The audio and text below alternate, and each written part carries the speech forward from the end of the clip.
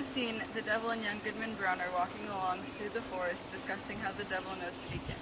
Eventually, they run into an old friend, Goody Cloys, who the devil confronts.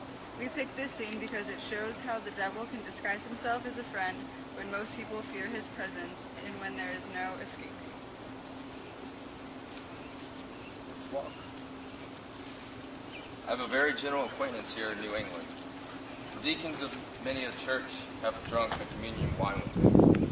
The selectmen of diverse towns make me the chairman. The majority of the great and general court are firm supporters of my interests. The governor and I, too, but these are state secrets. Can this be so? Howbeit, I have nothing to do with the governor and council, and they have their own ways, and there are no rule for a simple husbandman like me. But were I to go on with thee, how should I meet the eye of that good old man, our minister, at Salem village? Oh, his voice would make me tremble, both Sabbath day and lecture day. Thus far, the elder traveler had listened with due gravity, but now burst into a fit of irrepressible mirth, shaking himself so violently that his snake-like staff actually seemed to wriggle in sympathy. Ha ha ha! Well, go on, Goodman Brown, go on. But prithee, don't kill me with laughing. Well then, to end the matter at once, there is my wife, Faith. It would break her dear little heart, and I'd rather break my own. Nay, if that be the case, in go thy ways, Goodman Brown. I would not, for 20-year-old women like the one hobbling before us, that Faith should come to any harm. As he spoke, he pointed his staff at a female figure on the path, in whom Goodman Brown recognized as a very poised and exemplary dame who had taught him his catechism in youth, and was still his moral and spiritual advisor, jointly with the minister and Deacon Dukin. Marvel truly that Goody Cloys should be so far in the wilderness at nightfall. But with your leave, friend, I shall take a cut through the woods until we have left this Christian woman behind. Being a stranger to you, she might ask whom I was consorting with, and whither I was going. Be it so. You take you to the woods, and let me keep the path.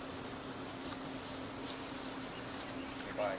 Accordingly, the young man turned aside, but took care to watch his companion, who advanced softly along the road until he had come within a staff's length of the old dame. She, meanwhile, was making the best of her way with singular speed for so aged a woman, and mumbling some indistinct words, a prayer, doubtless, as she went. The traveler put forth his staff, and he touched her withered neck with what seemed to be the serpent's tail. "The devil!" Then Goody Cloys knows her old friend? Ah, forsooth, and it is your worship indeed? Yeah, truly is it. And in the very image of my old gossip, Goodman Brown, the grandfather of the silly fellow that now is. But, would your worship believe it?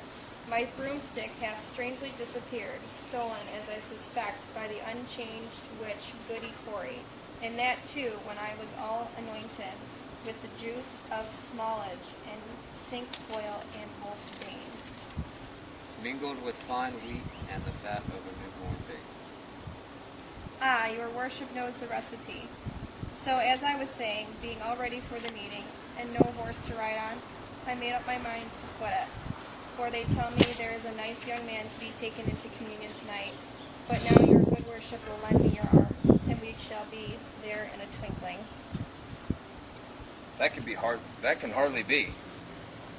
I may not spare you my arm, Goody Cloys, but here's my staff, if you will.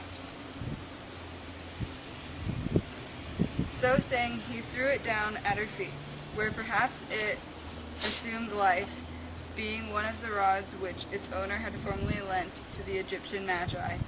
Of this fact, however, Goodman Brown could not take cognizance. He had cast up his eyes in astonishment, and looking down again, beheld neither Goody Cloyse nor the serpent's staff, but his fellow traveler alone, who waited for him as calmly as if nothing had happened.